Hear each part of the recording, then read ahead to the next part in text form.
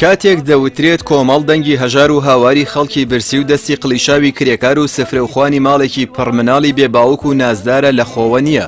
بەڵکو لە ئەرزی واقعدا کۆمەڵم قەنەعەتەی دروست کردووە و بانگەوازی ئیسلامی و چالاکی سیاسی و خەباتی پەرلەمانی و حکومڕانی شۆڕشی شەقام و خەڵکی هەژارە. بە تێڕوانین لە ئەنجامی هەڵبژارنەکانی ڕابردوو هەروەها بەو داتا و ڕاپرسیانەی کە ناوەند و دامەزراوە تایبەتمەندەکانی کۆمەڵ ئەنجامیان داوە، پێگەی جەماوەری و ئاسی دەنگی کۆمەڵی ئیسلامی کوردستان چەندە لە سەنتەری پارێزگاکان زیادی کردووە، دوو هێندە لەو شار و شارۆچکانە زیادی کردووە کە خەڵکەکەی ئاسی بژێویان وەک پێویست نییە و بوونەتە قوربانی خۆدەوڵەمەندکردن و بەرژەوەندخوازی حیزبە دەسەڵاتدارەکان و کۆمپانیەکانیان.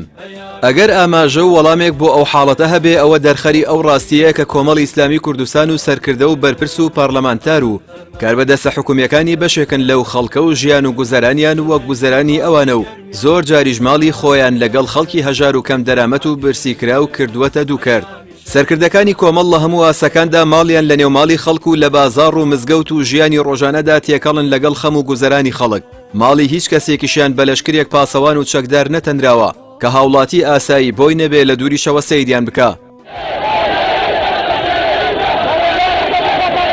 کۆمەڵی ئیسلامی کوردستان لە پێناو خۆشگوزەرانی و دابینکردنی ژیانێکی شەرەفمەندانە بۆ خەڵکی کوردستان سیاسەت دەکا، هەر بۆیە لە سەرجەمی ئەو پۆسانەی لە ڕابردوودا لە دەستی تیمە حکومیەکەیدا بووە. لە کابینەی هەشتەم خستوێتیە خزمەتی خەڵک و تەنانەت وەزیرەکانی ئەو موچەیەشی وەریان گرتووە، بەشێکی زۆریان بەخشیوەتە خەڵکی هەژار و نەخۆش و کەم دەرامەت و ئەو بەشەی دیکەش جارێکی دیکە لە ڕێی ئۆرگانەکانی کۆمەڵی ئیسلامیەوە وەک موچە و بژێوی بدرێتەوە بە ئەندامانی کۆمەڵ، ئەمەش لە پێناو چەسپاندنی دادپەروەری و کەمکردنەوەی جیاوازی گوزەران لە نێوان بەرپرس و ئەندامانی خۆیدا. ئاوەڕدانەوە لە هەژاران و هەوڵدان بۆ بەرزکردنەوەی توانای گوزەران و دۆزینەوەی دەرفەتی کار بۆ چینی بێداهات یان کەم داهات لە دیدی کۆمەڵی ئیسلامی کوردستاندا ئەرکێکی لە پێشینەیە و بەشێکە لە استراتیژی کار و خواپەرستیش. بۆ ئەم مەبەستەش چەند دەستگا و ڕێکخراوێکی خێرخوازی دامەزراندووە کە ئەرکی سەرەکیان کۆکردنەوەی سامان و داراییە لە خەڵکی دەوڵەمەند و خێرخواز و گەیاندنیان بەو دەستانەی کە سیاسەتی ستەمکارانەی قاچاقچیەکانی نەوت لە هەرێمی کوردستان بڕستی لێبڕیون.